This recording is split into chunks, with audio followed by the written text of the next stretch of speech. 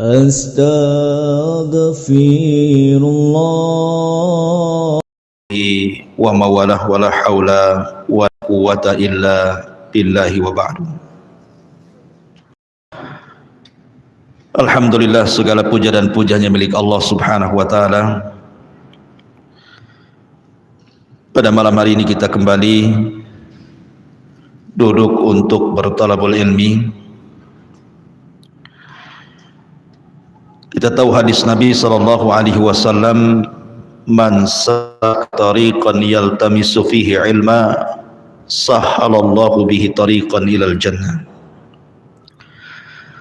Barang siapa berjalan dalam rangka meniti sebuah ilmu, maka Allah subhanahu wa ta'ala akan mudahkan jalannya menuju surga Allah jalla fi'ula. Salawat dan salam kita hadiahkan kepada Rasul kita Nabi besar Muhammad sallallahu alaihi wa ala alihi wasallam. Kita teruskan kajian kita, masih membahas Siratul Mustafa, sejarah Nabi sallallahu alaihi wasallam, orang pilihan terbaik di dunia. Dan minggu kemarin kita sudah menjelaskan tentang perjanjian Aqabah yang kedua. Artinya itu jalan mulus kepada hijrahnya Nabi sallallahu alaihi wasallam. Artinya malam ini kita akan bercerita tentang hijrah Rasul sallallahu alaihi wa ala alihi wasallam. Sekarang masih bulan Muharram. Sudah lewat. Masih Muharram, pas kayak gitu ya. Pembahasannya hijrah Nabi, artinya pas di bulan Muharram. Karena tahun baru Hijriyah itu ada di bulan Muharram. Ma'asyiral muslimin yang dimuliakan Allah subhanahu wa ta'ala, nanti kita akan ceritakan juga kenapa kok hijrah atau penanggalan hijrah itu ada di bulan Muharram. Harusnya di bulan Rabiul Awal, karena peristiwa hijrah itu ada di bulan Rabiul Awal. Kenapa pula kemudian dialihkan ke bulan Muharram? Nanti ada kisah tersendiri kenapa demikian. Ma'asyiral muslimin yang dimuliakan Allah subhanahu wa ta'ala, dalam cerita hijrah Nabi sallallahu alaihi wasallam ini banyak sekali pelajaran yang kita akan petik. Hebatnya dalam kisah hijrah Nabi sallallahu alaihi wasallam itu, yang banyak terlibat itu justru anak-anak muda. Karena Allah subhanahu wa ta'ala kemudian anak-anak muda tentu tidak akan mulus hijrah Rasul dari Mekah menuju kota Madinah. Siapa anak-anak muda yang berjasa ini? Dan bagaimana peran anak muda di dalam memuluskan hijrah Rasul, dan bagaimana pula peran anak muda dalam Islam? Ma'asyiral muslimin yang dimuliakan Allah azza wa jalla, ada 4 anak muda yang terlibat dalam hijrah Nabi. Yang pertama, Abdullah ibn Abi Bakar radhiyallahu anhu. Yang kedua, Ali ibn Abi Thalib radhiyallahu anhu. Yang ketiga, Amir ibn Fuhairah. Dan yang keempat, Asma bintu Abi Bakrin radhiyallahu anha. Nanti kisah hijrah ini tidak lepas dari 4 nama yang saya sebutkan ini. Semua anak muda, semua anak-anak muda, tidak ada orang tua. Ma'asyiral muslimin yang dimuliakan Allah azza wa jalla, begitulah Islam. Di zaman Nabi sallallahu wasallam, Islam itu dibangun oleh anak-anak muda. Kita hafal 10 sahabat yang dijanjikan masuk surga. Itu semua anak muda, nggak ada orang tua. Yang usia di bawah atau di atas 30 tahun atau di bawah 40 tahun itu cuma 3 orang saja. Pertama Abu Bakar, yang kedua Utsman ibn Affan radhiyallahu an, yang ketiga Abdurrahman ibn Auf, usianya di atas 30 tahun. Kemudian usia yang di bawah 30 tahun Umar ibn Khattab. Lebihnya semua di bawah 20 tahun. Siapa? Ali radhiyallahu an, Talhah ibn Ubaidillah, Zubair ibn Awam, kemudian Sa'd ibn Abi Waqqas dan Sa'id ibn Zaid. Itu semua di bawah 20 tahun. Coba bayangkan ya, 10 sahabat yang dijanjikan masuk surga itu, saya ulangi, yang usia di atas 30 tahun 3 orang, yang di atas di bawah 30 tahun 1 orang, lebihnya di bawah 20 tahun. Semua anak-anak muda kan? Karena fase umur itu seperti ini, kawan. Nabi SAW bersabda, "A'maru ummati baina sittina wa sab'in." Usia umatku, kata Rasul, berkisar antara 60 sampai 70 tahun saja. Dari usia 1 tahun sampai 70 tahun itu dibagi menjadi 3 fase. Ada yang disebut dengan tufulah, anak-anak, dan itu 1 sampai 15 tahun. Yang kedua ada yang disebut dengan syabab, anak-anak muda, dan itu dari 15 tahun sampai 40 tahun. Kemudian yang ketiga ada namanya kuhulah.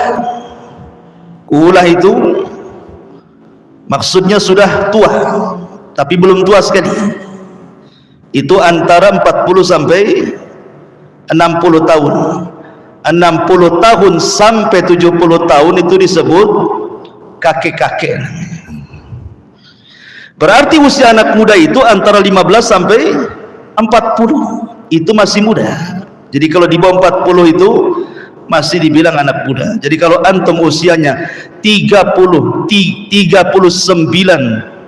tahun 9 bulan umpamanya, masih muda tuh. Iya. Karena belum 40 tahun ya. Lah al-asyaratul mubasysyiruna bil jannah itu, al-asyaratul mubasysyiruna bil jannah, ketika mereka masuk ke dalam Islam dan Nabi SAW menghabarkan dengan surga kepada mereka, itu usianya muda-muda sekali lagi ketika masuk Islam itu. Yang tua ataupun yang tua pun masih dikatakan muda, seperti Abu Bakar, Utsman dan Abdurrahman di atas 30. Kalau Umar di bawah 30, lebihnya di bawah 20 belasan tahun. Luar biasa. Anak-anak muda tapi sudah dijanjikan masuk surga. Atau contoh yang lain, sahabat yang mengumpulkan Al-Quran. Sahabat yang mengumpulkan Al-Quran di zaman Abu Bakar Siddiq radhiyallahu an, yang jasanya sampai kepada kita. Siapa namanya? Zaid ibn Thabit. Ketika Abu Bakar Siddiq radhiyallahu an memerintahkan Zaid untuk mengumpulkan Al-Quran, itu usia Zaid berapa? 22 tahun. Masih muda. Tapi lihat karyanya. Al-Quran yang dikumpulkan berjasa bagi kita. Alhamdulillah kita sudah bisa merasakan manfaat daripada jerih payah Zaid ibn Thabit. Berapa banyak pahala yang ia akan dapat dari seluruh kaum muslimin yang membaca Al-Quran kan? Anak muda juga. Kemudian juga sahabat-sahabat yang diberikan wewenang untuk memberikan fatwa. Di zaman Rasul masih hidup, ada sahabat-sahabat itu oleh Nabi SAW diberikan kepercayaan untuk memberikan fatwa, padahal Nabi masih hidup. Siapa mereka? Umar, Ali, Abdullah ibn Mas'ud, Ubay ibn Ka'ab, Abi Musa al-Ash'ari, Zaid ibn Thabit, semua anak muda yang memberikan fatwa itu di masa Rasul masih hidup. Kemudian contoh yang lain adalah pakar-pakar Quran yang oleh Nabi SAW dikatakan, ambillah Al-Quran dari 4 orang, semua anak muda. Pertama Abdullah ibn Mas'ud, yang kedua Ubay ibn Ka'ab, yang ketiga Mu'adz ibn Jabal, yang keempat Salim maula Abi Hudzaifah. Atau contoh yang lain, para periwayat hadis.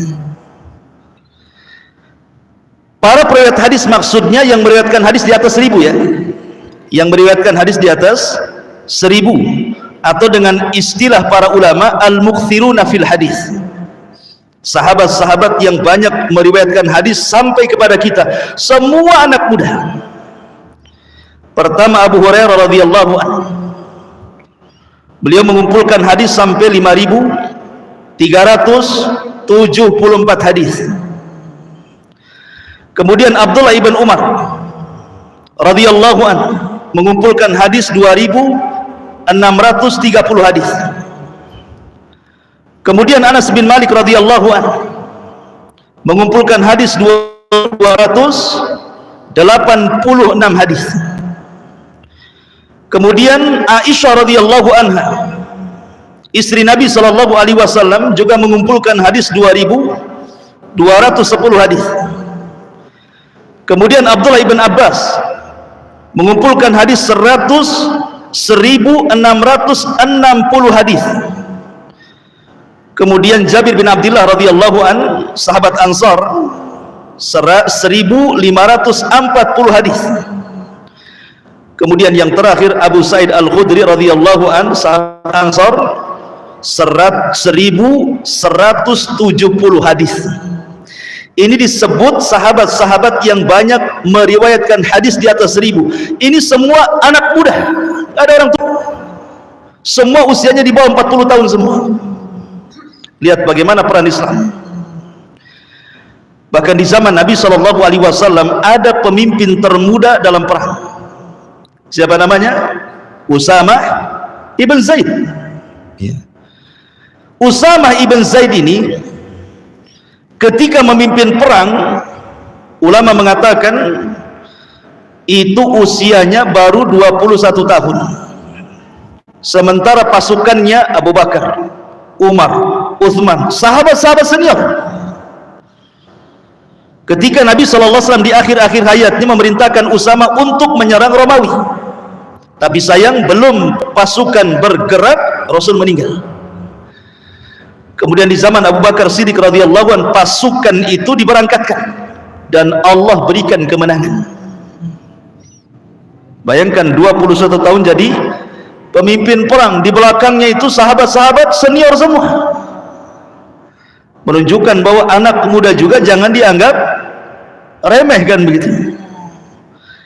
Kemudian juga sahabat yang pertama diutus untuk berdakwah, siapa namanya? Kemarin sudah saya ceritakan, Mus'ab ibn Umair dalam baiat Aqabah yang pertama. Ketika orang-orang Ansar mengatakan, ya Rasul, kirim kepada kami orang yang pakar Quran untuk mengajari Al-Quran kepada kami. Diutus siapa? Mus'ab ibn Umair, anak muda. Padahal ada Abu Bakar, ada Umar, banyak kok sahabat-sahabat yang tua. Kenapa Rasul memilih Mus'ab bin Umair yang masih muda? Menunjukkan bahwa jangan dianggap remeh peran anak muda itu. Kemudian contoh juga, ada sahabat-sahabat itu yang disebut dengan abadilah. Abadilah. Abadilah itu maksudnya sahabat yang dimulai namanya dengan Abdullah. Sebenarnya sahabat yang dinamai Abdullah itu banyak, ribuan di zaman Rasul. Tapi maksudnya abadilah ini hanya 4 orang saja, di mana setelah wafatnya Rasul dan wafatnya sahabat-sahabat senior, semua fatwa kembali kepada 4 orang itu. Semua anak muda. Abdullah ibn Umar, Abdullah ibn Amr ibn As, Abdullah ibn Abbas, Abdullah ibn Zubair. Kalau 4 sahabat ini sepakat, maka tidak boleh diselisihi. Semua sumber fatwa kepada 4 orang ini yang disebut dengan Abadilah namanya. Sahabat yang dimulai dengan nama Abdullah. Semua anak muda. Atau contoh yang lain,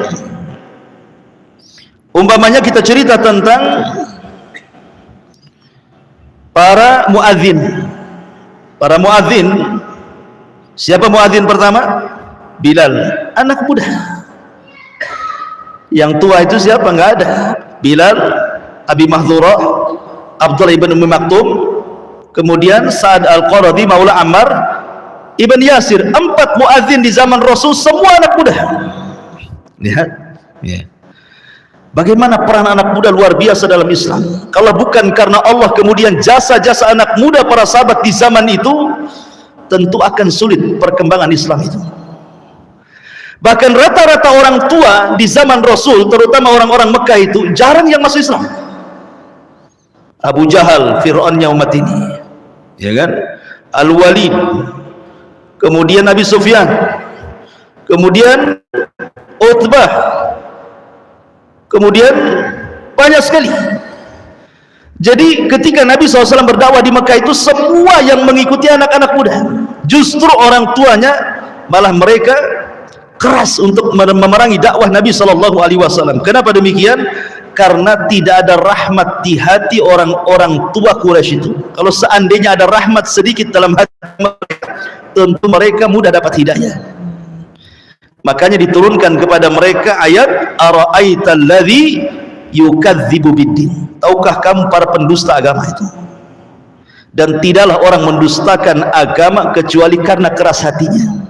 Kalau lembut itu mudah menerima agama. Lihat contohnya. Ara'aital ladzi yukadzibu biddin fadzalikal ladzi yad'ul yatim. Makanya karena mereka keras hatinya, mereka menghardik anak yatim.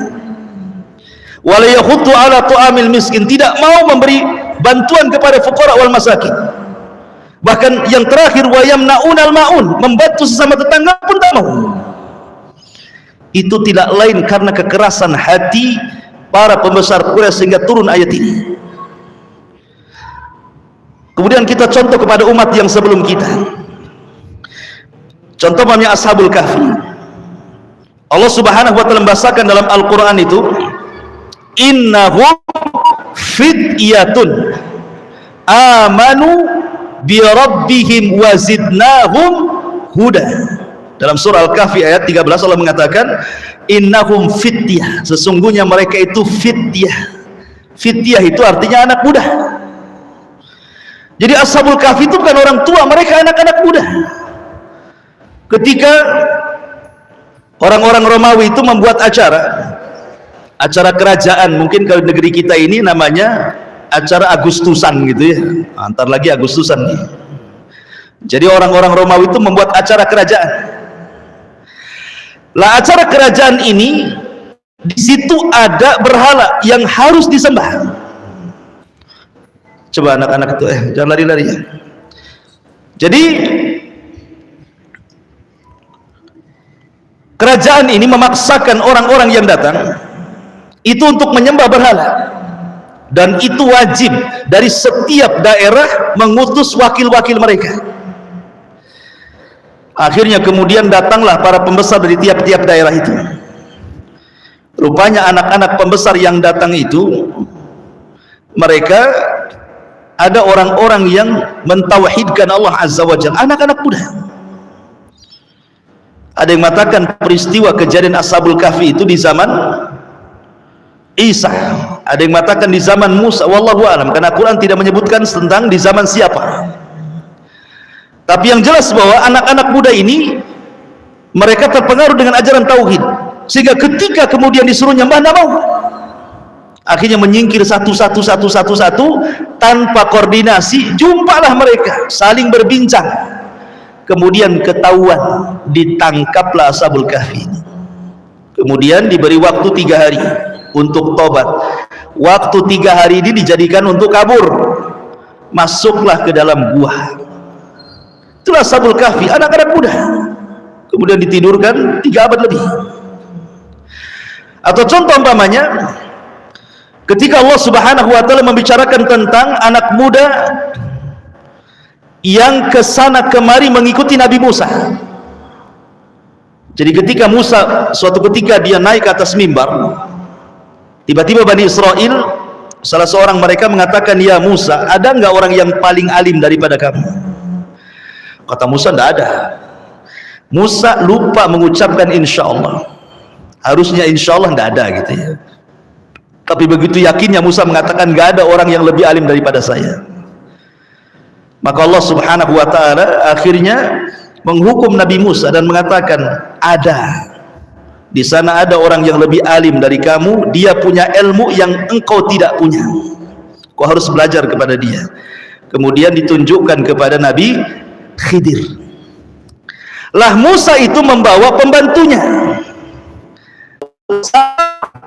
Ibn Nun, Yusa Ibn Nun. Subhanallah ikhwan, Yusa Ibn Nun ini belakangan akan jadi nabi. Al-Quran tidak menceritakan Yusa Ibn Nun. Kalau antum baca surah Al-Baqarah sampai Qul a'udzu birabbin nas, tidak ada kisah Yusa Ibn Nun kecuali diselipkan pada kisah Nabi Musa ketika mencari Khidir, itu saja. Itu pun tidak disebut nama. Bahasanya hanya ketika Musa berkata kepada pembantunya, namanya aja nggak disebut. Tetapi ahli tafsir mengatakan itu maksudnya Yusa Ibn Nun. Subhanallah. Walaupun Yusa Ibn Nun tidak disebutkan dalam Al-Quran dan kisahnya hanya diselipkan pada kisah perjalanan Nabi Musa kepada Khidir, tapi dia berjasa kepada Bani Israel melebihi jasanya Musa kepada Bani Israel. Oh, luar biasa. Justru Yusa Ibn Nun ini yang tidak disebutkan dalam Al-Quran kecuali diselipkan itu kisahnya, hanya sedikit saja kisahnya di Quran itu diselipkan kepada kisah Nabi Musa, tapi dia punya jasa kepada Bani Israel melebihi jasanya Musa. Apa jasanya? Ketika Musa alaihi salatu wassalam membawa Bani Israel dari Mesir menuju Palestina, ketika sampai di sebuah padang pasir, sementara Baitul Maqdis ini tidak bisa langsung dilewati kecuali harus melewati satu kota yang disebut dengan Ariha. Ariha ini penuh dengan manusia keturunan kaum Ad, orangnya besar-besar, Kaldaniun, Kanaaniun. Lah Bani Israel tidak mau perang karena syaratnya merebut Bani Israel, kalahkan dulu orang-orang Ariha ini. Karena mereka ketakutan, akhirnya mereka mengatakan kepada Musa, "Idhhab anta wa rabbuka faqatila inna hahuna qaidun." Hei Musa, kalau kau hendak perang, sana pergi sendiri, ajak Tuhanmu, kami duduk-duduk di sini nonton siapa yang menang, siapa yang kalah, katanya. Sebab perkataan inilah akhirnya Allah Subhanahu wa taala mengadab Bani Israel, tidak bisa keluar dari negeri itu selama 40 tahun. Selama 40 tahun ini Musa meninggal, Harun meninggal, dan tidak ada kenabian. Baru setelah generasi pertama ini yang gak mau diajak perang ini sudah wafat semuanya, dengan seiringnya wafatnya Harun dan Musa, baru lahir generasi kedua. Lah Yusa Ibn Nun ini diangkat menjadi nabi dan memimpin Bani Israel generasi kedua, kemudian berhasil menyerang Ariha dan menduduki Baitul Maqdis. Musa tidak sampai menduduki Baitul Maqdis, keburu mati. Tapi Yusa bisa menduduki Baitul Maqdis. Itulah Yusa yang punya mukjizat mampu memberhentikan matahari. Ya, Yusa Ibn itu mukjizatnya bisa memberhentikan matahari. Jadi ketika perang tuh dan hampir menang, masalahnya sudah hampir matahari tenggelam di hari Jumat, mau masuk hari Sabtu. Bagi orang Yahudi hari Sabtu itu hari sakrah, tidak boleh ada perang. Sementara mau menang nih. Makanya kemudian Yusa Ibn Nun menunjuk matahari, "Hei matahari, innaki ma'murah wa ana ma'mur," gitu. Kau diperintahkan Allah, aku juga diperintahkan Allah, tapi tolong jangan tenggelam dulu sampai peperangan dimenangkan kami, gitu. Nurut pula matahari itu, diam saja, nggak bergerak sampai menang perang baru tenggelam.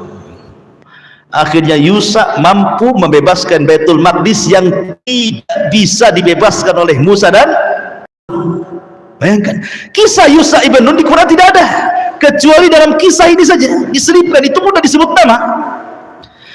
Dan Yusa ibn Nun anak muda.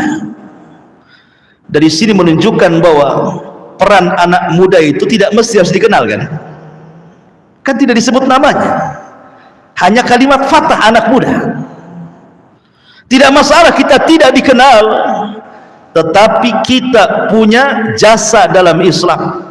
Menorehkan jasa tidak perlu dikenal. Biarlah kita jadi selebritis langit daripada selebritis dunia. Lah Yusa ibn Nun itu anak muda, kan itu ya. Kemudian juga Ibrahim ketika menghancurkan patung-patung Namrud, apa bahasa Namrud? Yuqal fatan yuqalu lahu Ibrahim, fatan anak muda, katanya namanya Ibrahim, itu kan bahasa Quran itu ya. Ibrahim dikatakan fatan anak muda. Jadi ketika Ibrahim menghancurkan patung itu di usia muda, bukan sudah tua. Dan ketika Ibrahim dibakar pun masih muda, gitu ya. Kemudian Musa ketika dia membunuh orang, kemudian lari ke Madian 10 tahun di Madian, kemudian menikah, kemudian balik lagi mengajak Harun kakaknya, kemudian berdakwah kepada Fir'aun. Musa pun masih muda, anak muda. Jadi kalau kita lihat sejarah demi sejarah, ikhwan, dari orang-orang dulu sampai kepada sejarah para sahabat Nabi SAW, perjuangan dakwah dan Islam itu semua diperankan anak muda, anak-anak muda. Karena kalau rusaknya anak muda, maka banyak kerusakannya. Tapi kalau baiknya anak muda, maka akan banyak kebaikannya. Kalau dia rusak, ikhwan, apa yang terjadi? Anak muda ini menghancurkan masyarakat. Ya kan? Anak muda ini menghancurkan masyarakat. Tawuran, geng motor, gitu ya. Kemudian mabok, zina, macam-macam lah kan itu. Kalau dia anak muda yang multazim, mungkin dia dekat ke Islam, tapi otaknya terkena pikiran-pikiran sesat, dia bisa mencela ulama. Ya kan? Anak muda kan berani kan? Dia bisa saja mencela ulama. Dia saja menyebarkan fitnah, apalagi zaman sekarang lewat media kan? Maka kalau anak muda itu baik akidahnya, lurus akidahnya, akhlaknya pun baik, maka masyarakat akan terbangun sebagaimana dakwah Nabi SAW di zaman itu terbangun oleh anak-anak muda. Maka ini diantara faedah besar dalam kisah hijrah yang kita akan kisahkan. Hijrah itu semua yang berperan anak-anak muda. Kalau bukan karena Allah kemudian anak-anak muda, tentu tidak akan mulus hijrahnya Nabi SAW. Kembali ke kisah hijrah.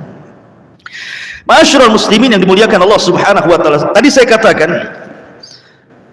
kisah hijrah ini tidak lepas daripada 4 anak muda. Ali bin Abi Thalib radhiyallahu an, Abdullah ibn Abi Bakar radhiyallahu an, Amir ibn Fuhairah radhiyallahu an, kemudian Asma bintu Abi Bakar. Empat-empatnya punya peran sendiri-sendiri. Kita runut sejarahnya dulu. Jadi ketika setelah Bai'atul Aqabah yang kedua, kemudian orang-orang Ansar siap menjamin Rasul kalau mau pindah ke Madinah, siap memberikan tempat bagi Rasul untuk berdakwah di kota Madinah. Isu ini kedengaran kepada pembesar Quraisy, Abu Jahal, CS dan geng-gengnya itu. Akhirnya mereka pun membuat rapat besar-besaran. Di mana? Di Darin Nadwah. Darin Nadwah ini tempat pertemuan yang dibangun oleh kakek-kakeknya Rasul. Sengaja memang dibangun oleh kakek buyutnya Rasul untuk membuat sebuah pertemuan. Kalau ada masalah besar di tengah-tengah orang Quraisy itu, maka mereka akan rapat di Darin Nadwah itu. Subhanallah, bayangkan. Darin Nadwah ini yang membangun kakek buyutnya Rasul, tapi digunakan rapat untuk membunuh. Ketika kemudian mereka berkumpul, Abu Jahal, Abu Lahab, Abi Sufyan dan yang lainnya, tokoh-tokoh Quraisy itu, tiba-tiba datang seorang Syekhun Najd, orang tua dari Najd. Sementara di zaman itu orang-orang Najd terkenal fasih bicara. Kalau berdebat itu jarang terkalahkan. Lah Syekhun Najd ini, orang tua Najd ini tiba-tiba ikut izin ingin rapat bersama orang-orang ini. Rupanya Syekhun Najd ini adalah jelmaan daripada iblis. Jadi iblis ingin ikut rapat, kemudian tasyakkul, beralih rupa menjadi orang tua yang ngakunya orang Najd, maka disebut Syekhun Najd. Anda bisa bayangkan kalau rapat dihadiri iblis gitu ya, kacau nggak tuh? Kalau rapat ada iblisnya, kira-kira kacau ikhwan. Coba saja antum rapat ada iblis di situ, nggak kacau rapat itu. Jadi iblis itu ikut rapat, bayangkan. Subhanallah, iblis turun tangan, dia turun dari istana di lautan hanya untuk ikut rapat dalam rangka membunuh Rasul. Disitulah kemudian terlahir tiga ide. Tiga ide bagaimana? Yang pertama, bagaimana kalau seandainya si Muhammad itu kita penjarakan saja, biar dia mati dalam penjara. Yang lain berdebat, jangan. Kalau ini ketahuan oleh Bani Hashim, mereka tidak akan membiarkan si Muhammad mati di penjara. Tentu kita akan perang bersama mereka yang entah sampai kapan berhentinya. Jangan ya. Kemudian yang satu mengatakan, ya sudah gini saja, kita usir saja, tidak usah ada di Mekah lagi. Kata mereka mengatakan, jangan, kalau dia terusir dapat tempat baru, dapat masa baru, suatu waktu dia nyerang kita. Akhirnya pendapat bingung sana sini, berdirilah Abu Jahal. Kata Abu Jahal, bagaimana kalau seandainya kita utus, kita kan ada 18 kabilah nih, bagaimana kalau dari 18 kabilah ini masing-masing kabilah utus beberapa anak muda yang kuat-kuat, yang kekar-kekar, beberapa orang setiap kabilah, kemudian bekali mereka dengan pedang. Saat membunuh si Muhammad itu, kalau bisa sekali pukulan rame-rame. Kalau dia mati, Bani Hashim, dia tidak akan menuntut darah Muhammad karena akan melawan 18 kabilah. Paling tinggi pasti minta diat, bayar 100 ekor unta. Kalau itu yang mau, kita sediakan untanya. Iblis berdiri dan mengatakan, ni'mar ra'yu anta. Oh, sebaik-baik pendapat engkau wahai Abu Jahal. Subhanallah, iblis ikut Abu Jahal. Bukan Abu Jahal ikut iblis, ini iblis pun ikut Abu Jahal. Dari sini kemudian turun ayat, wa idh yamkuru bika alladhina kafaru liyuthbituka aw yaqtuluka aw yukhrijuk wa yamkuruna wa yamkurullah wallahu khairul makirin. Turun ayat ini kepada Nabi, memberitahu bahwa mereka sedang sidang. Wa idh yamkuru bika alladhina kafaru, dan ingatlah ketika orang-orang kafir sedang membuat kepadamu wahai Muhammad, liyuthbituka, untuk memenjarakan kamu, au yaqtuluka, untuk membunuhmu, au yukhrijuka, untuk mengusirmu, wa yamkuruna wa yamkurullah, dan mereka sedang membuat makar, tapi Allah punya makar sendiri, wallahu khairul makirin, dan Allah sebaik-baik makar. Berarti informasi sampai kepada Rasul dengan turunnya surah Al-Anfal ini. Rasul sudah tahu. Tetapi orang ini juga cerdas. Jadi kubunya Abu Jahal pun cerdas dia. Dia pun mencari-cari berita tentang kapan Nabi SAW berangkat, di rumah mana dia akan menginap sebelum berangkat, sama siapa dia berangkat. Jadi mereka sudah betul-betul ngiri mata-matanya tuh, cerdas-cerdasan nih. Sementara Nabi SAW pun berusaha untuk takhtid, membuat strategis kan gitu ya. Gimana caranya selamat dari pengepungan itu. Jadi sama-sama adu strategis di sini. Lah di pagi malamnya ketika hendak berangkat, siang-siang itu fi waqti dhahira, Abu Bakar datang, Rasul datang ke rumah Abu Bakar kan. Ingat orang Arab itu tidak pernah keluar siang, panas. Jadi kalau ada orang keluar siang-siang itu berarti ada perkara besar. Maka ketika kemudian Rasul datang kepada Abu Bakar, di situ ada Aisyah dan Asma, anaknya. Kata Nabi SAW, wahai Abu Bakar, bisa enggak kedua putrimu itu disingkirkan dulu, kita akan ngomong empat mata. Kata Abu Bakar, biarkan saja, itu kan anak-anakku, dan keduanya sudah masuk Islam. Maka kemudian Nabi SAW mengatakan kepada Abu Bakar, ya Abu Bakrin, innallaha qad adzina li bil hijrah. Abu Bakar, Allah sudah izinkan. Ya Rasulullah, Rasul, apakah saya boleh menemani hijrah mulai Rasul? Karena Abu Bakar ini sebenarnya dari awal ingin hijrah duluan, tapi ditahan oleh Nabi. Tunggu, ada waktunya kamu. Lah ketika Rasul mengemukakan dia hendak hijrah, kemudian Abu Bakar mengatakan, as-suhbatu ya Rasulullah, boleh saya ikut dengan kamu wahai Rasul? Kata Rasulullah, as-suhbatu ya Abu Bakar. Ya, engkau akan menjadi temanku dalam hijrah. Fabaka Abu Bakar. Abu Bakar menangis. Kata Aisyah radhiyallahu anha, aku tidak pernah orang yang bisa menggabungkan tangisan dengan kebahagiaan kecuali ketika aku melihat bapakku menangis. Katanya, saking bahagianya menangis. Itulah Abu Bakar Siddiq radhiyallahu anhu. Kemudian Abu Bakar pun ketika mendengar perkara itu langsung siapkan hari itu juga 2 unta dengan semua perbekalannya dan semua hartanya dibawa semuanya, karena Abu Bakar itu kan tujarul zahab, dia adalah pembisnis emas, sehingga ya dibawa semua emasnya lah, kan mudah ya. Kalau pembisnis emas kan mudah bawa harta ya, lain kalau pembisnis beras, nah berapa truk tuh kalau di bawah tuh.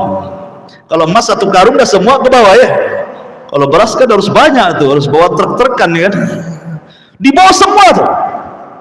Subhanallah, Abu Bakar, inilah pertama kali Abu Bakar menghabiskan hartanya untuk hijrah. Tapi Nabi SAW tahu bahwa hijrah itu pahalanya besar.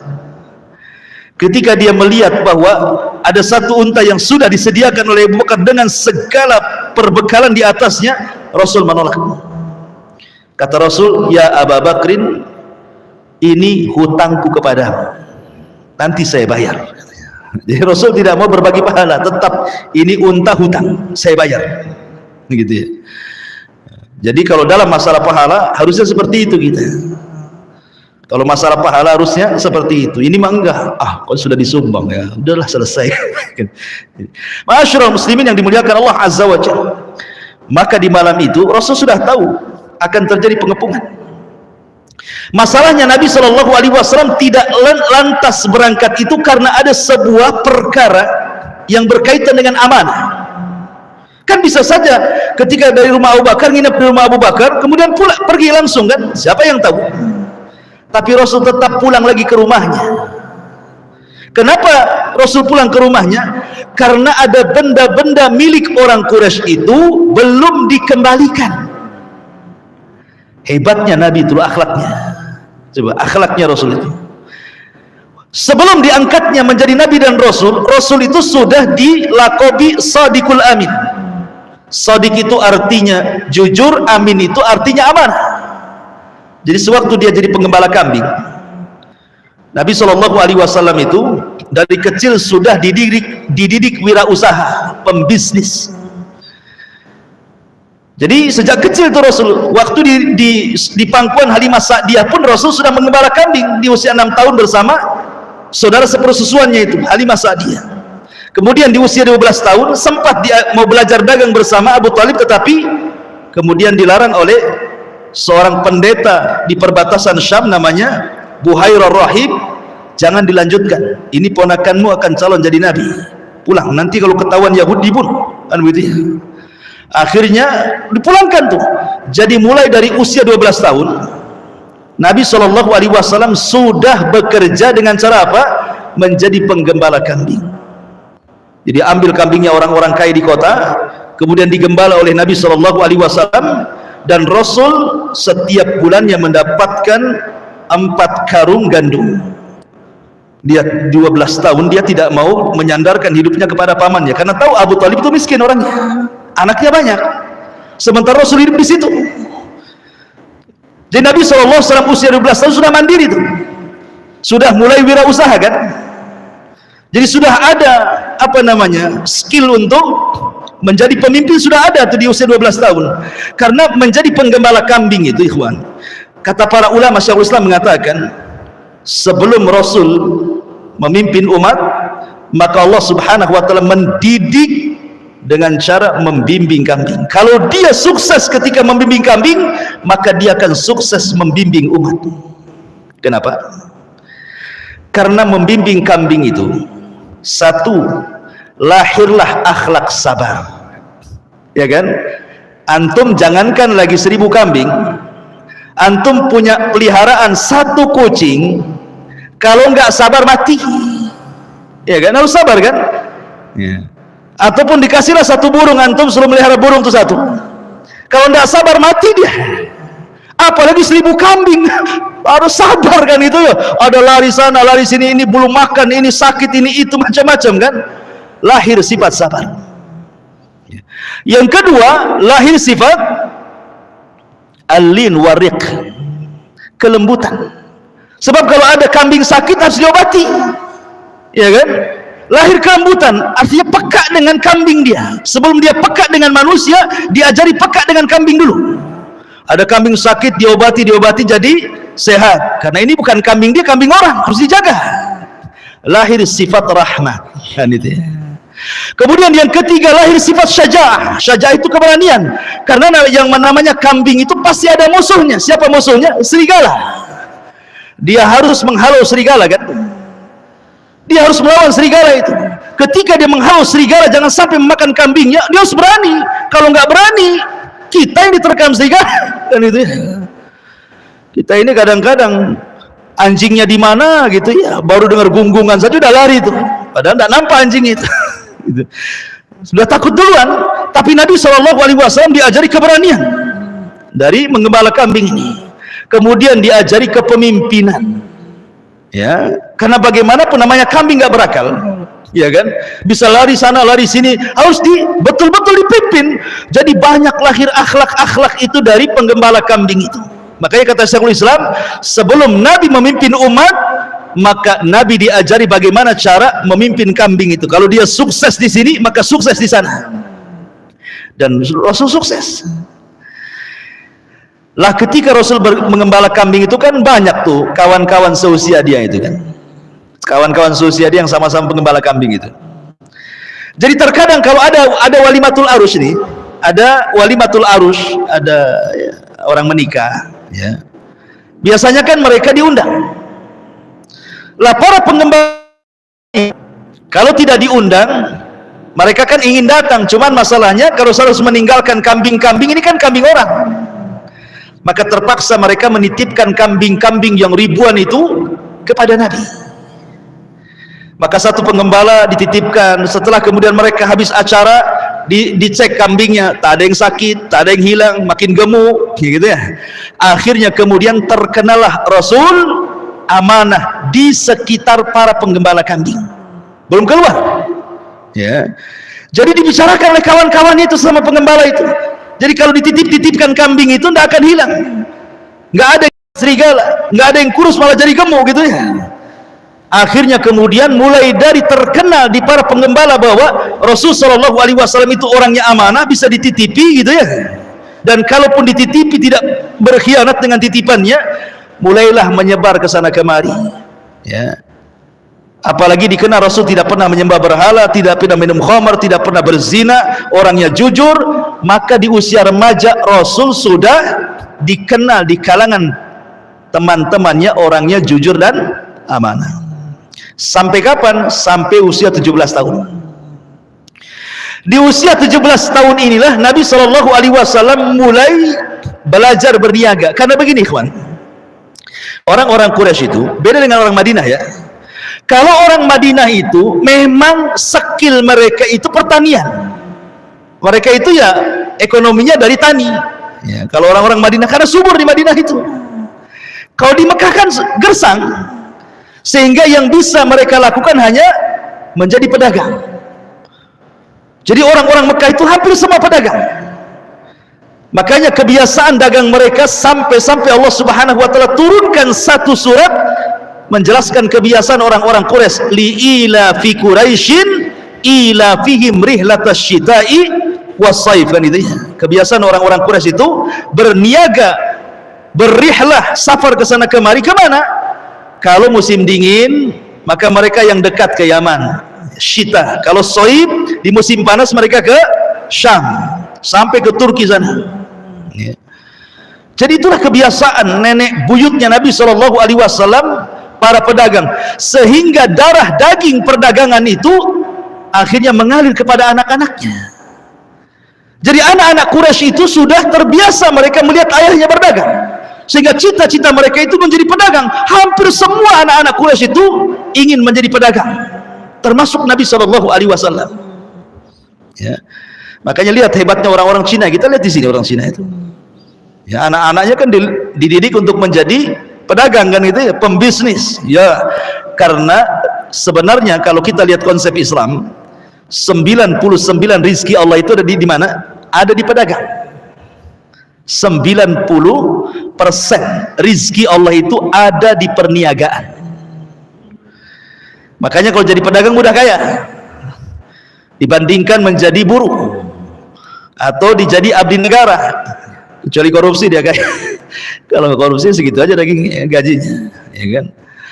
Jadi Nabi SAW mulai memainkan perannya sebagaimana kebiasaan orang-orang Quraisy menjadi pedagang. Maka di usia 17 tahun Rasul mulai memainkan dagang bersama satu kawannya namanya As-Sa'ib bin Sa'ib, itu kawan dekatnya. Mulailah kemudian Rasul SAW berdagang kemana? Mulai jauh tuh, ke Yaman, ke Syam, karena sudah dewasa, sudah 17 tahun. Ya. Rupanya ketika sudah bertahun-tahun, dari 17 tahun, 18 tahun, 20 tahun, 21, 22, 23, 24, di akhir-akhir 24 tahun usia Rasul itu, Rasul sudah terkenal sebagai pedagang yang jujur, yang amanah. Kemudian juga banyak dibicarakan orang. Terdengarlah kepada Khadijah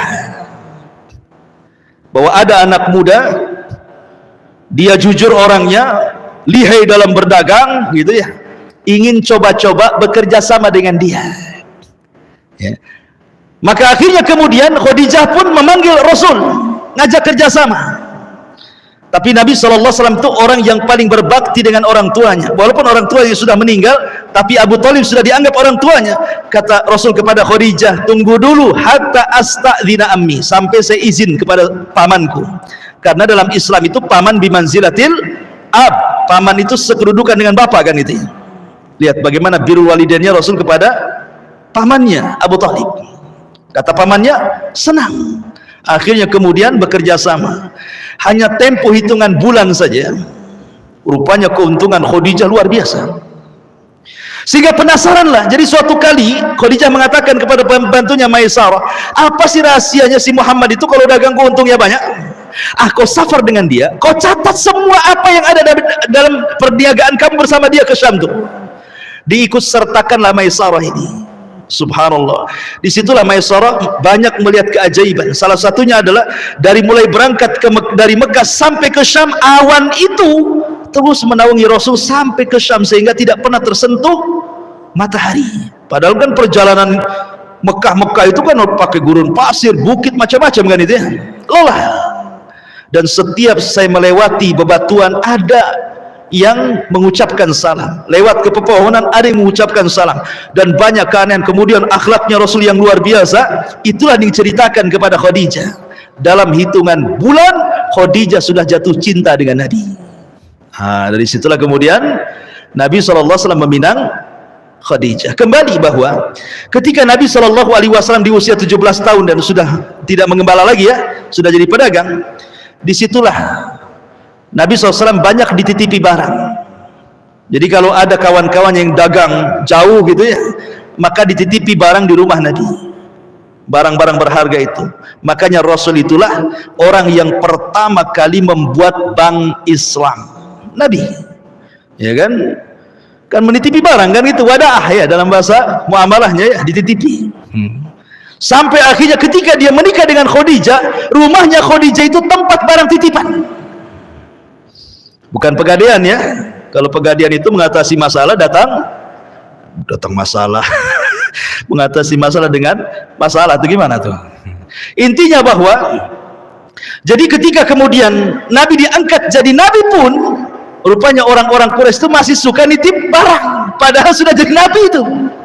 Jadi mereka tidak suka dengan dakwahnya Nabi, tapi kalau nitip barang kepada Nabi, gitulah maksudnya. Lah ketika hijrah itulah Rasul masih terpikir dengan barang-barang di rumah Khadijah itu. Ini belum sampai ke orangnya. Makanya dia panggil Ali radhiyallahu anhu, mengatakan, ya Ali, malam ini kau tidur di rumahku, kau tidur di kasurku, dan kau baru boleh menyusul hijrah ke Madinah setelah aku sampai di Madinah. Tolong barang-barang ini kembalikan kepada pemiliknya. Itu alasan Rasul memperlambat hijrah, gara-gara barang-barang orang itu.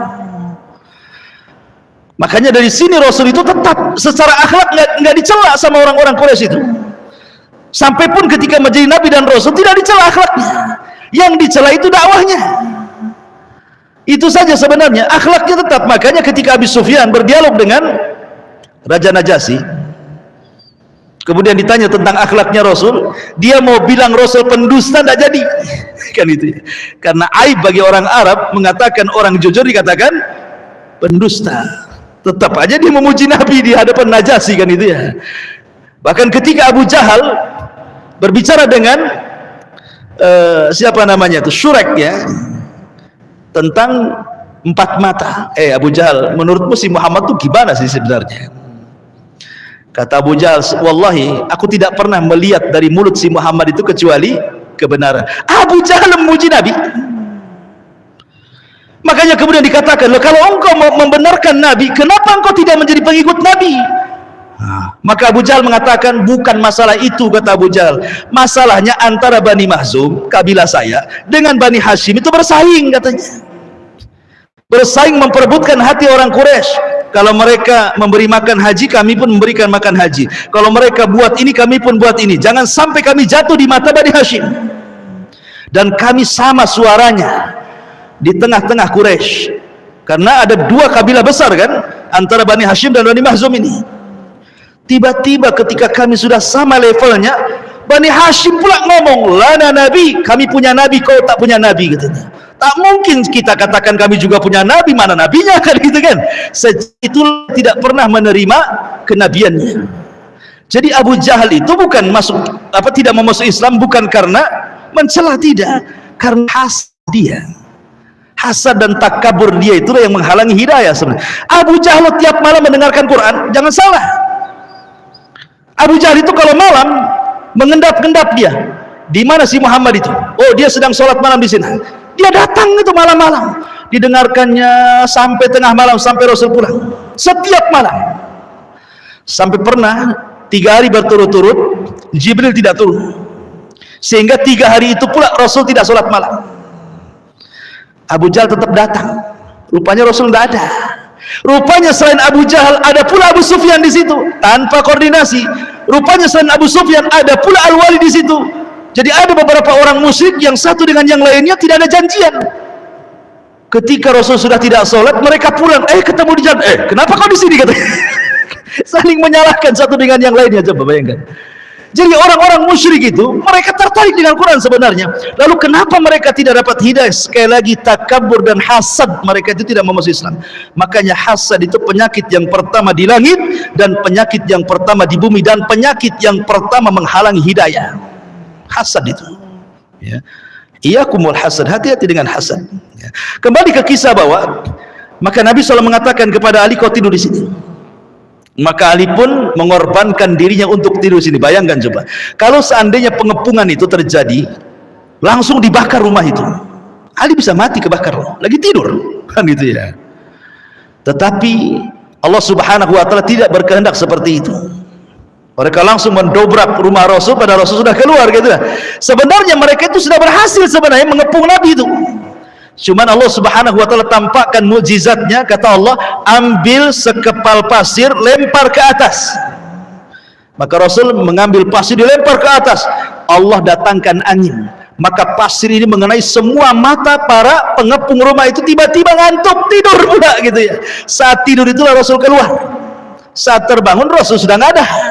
Turunlah surah Yasin. Ya. Waja'alna min baini aidihim gimana? Saddan wa min khalfihim saddan fa aghshaynahum wa hum la yubsirun. Ya. Dan kami jadikan di depan dan belakang mereka penutup, tidak bisa melihat, artinya mereka ngantuk, dan kami jadikan mereka tidak bisa melihat. Ada juga dukun ngajari, bacalah ayat ini, nanti nggak akan kelihatan. Oh, 1000 kali tetap aja antum kelihatan. Ini mukjizat Nabi. Ya, Ma'asyiral muslimin yang dimuliakan Allah Azza wa Jalla. Lalu Rasul pergi ke rumah Abu Bakar. Mereka mengepung Ali. Kenapa Ali tidak dibunuh? Mereka nggak akan berani membunuh Ali. Mereka hanya bisa menyakiti. Kenapa? Karena Ali itu putra Sayyidul Batha. Dia putra pemimpinnya Arab. Abu Talib kan pemimpin Arab, kan itu ya. Makanya nggak dibunuh. Karena sasarannya bukan dia dan masih kecil Ali. Maka Nabi SAW langsung bersama Abu Bakar. Abu Bakar nyewa satu orang namanya Abdullah ibn Uraikid. Abdullah ibn Uraikid ini masih kafir, tapi dia penunjuk jalan yang handal. Diberikan oleh Abu Bakar upah sekian unta, dia mau. Dan dari sini ada hukum fikih, bolehnya seseorang itu meminta bantuan kepada orang kafir. Boleh mempekerjakan orang kafir. Karena di sini Rasul mempekerjakan Abdullah ibn Uraikid untuk menjadi penunjuk jalan dari Mekah ke Madinah, kan? Berarti fikihnya boleh kalau antum kaya, punya pembantu, cari orang muslim nggak ada, dapat orang kafir, nggak ada masalah, selama tidak memadaratkan keluarga. Jangan pula kemudian anak antum diserahkan kepada pembantu yang kafir, dibaptis pula sama dia. Masalah jadinya. Maka Nabi SAW berangkat, tapi subhanallah, Nabi sudah mempersiapkan jalan. Abdullah ibn Uraikid ini memang orang yang paling handal, kan, kala itu. Makanya Rasul tidak keluar dari Mekah selama 3 hari. Jadi disangkanya Rasul sudah ke Madinah. Sengaja Rasul buat strategi seperti itu. Tapi Rasul sembunyi di mana? Di Gua Thur. Di sini terjadi peran anak-anak muda yang saya sebutkan tadi. Pertama, Abdullah ibn Abi Bakar. Apa perannya? Menjadi informan, memberikan informasi gitu ya. Dan memberikan informasi bukan kayak sekarang, ya kan? Kalau sekarang kan enak, ini ada HP. Ini Abdullah ibn Abi Bakar ada di Mekah, Rasul ada di Gua Thur, sama-sama pakai handphone, tinggal di WA saja. Ini lagi rusuh, ada pasukan ke situ, kata Rasul, siap. OTW, ya senang kan kalau pakai handphone. Tapi di zaman itu kan nggak ada handphone, ya kan? Sehingga kan harus, kalau satu hari dapat informasi segera dia datang. Itu harus, jangan sampai ketahuan orang musyrik. Kalau ketahuan bisa dibunuh, ya kan? Untuk melaporkan pergerakan-pergerakan itu. Kemudian siapa yang ngasih makan orang itu 3 hari di gua, coba? Yang masak itu Asma. Asma itu dari dia malam-malam sudah jalan tuh. Karena harus malam-malam, kalau siang-siang ketahuan tuh. Malam-malam tiap hari ngirim makan loh Asma binti Abi Bakar itu, pagi baru pulang. Kalau ketahuan bahaya tuh nyawanya. Amir ibn Fuhairah gunanya apa? Untuk membuat sinyal. Dibuatlah dia pura-pura menggembala kambing di bawah gua. Kalau ada musuh maka dia akan memberikan sinyal. Sinyal-sinyal tertentu kepada Rasul dan Abu Bakar yang ada di gua. Jadi betul-betul rapi apa yang dibuat oleh Nabi SAW, sehingga alhamdulillah segala puja dan puji milik Allah, tidak ada satupun pasukan, walaupun pasukan itu sempat melewati situ, tapi Allah jaga keduanya. Sampai akhirnya kemudian setelah 3 hari mereka melanjutkan perjalanan ke kota Madinah. Tentu perjalanan hijrah ini banyak kisah dan pelajaran sepanjang perjalanan. Mungkin 2 kali lagi pertemuan baru sampai gitu ya. Kan sudah malam, ikhwan. Insyaallah kita lanjutkan di lain kesempatan. Mudah-mudahan ada manfaatnya. Subhanallah bihamdika, asyhadu an la ilaha illa anta astaghfiruka wa atubu ilaik. Allahu ta'ala alam. Assalamualaikum warahmatullahi wabarakatuh.